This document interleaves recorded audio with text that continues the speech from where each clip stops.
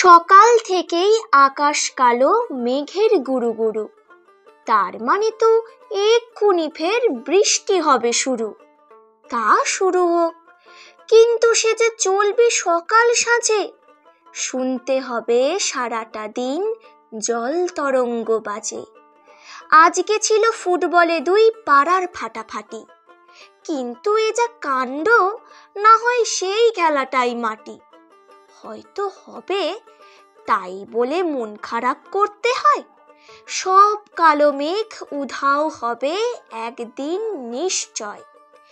ঝাঁপ দিয়ে ঠিক পড়বে ঘাসে সোনালি রোদ্দুর, বাজবে গোটা আকাশ জুড়ে অন্যরকম সুর।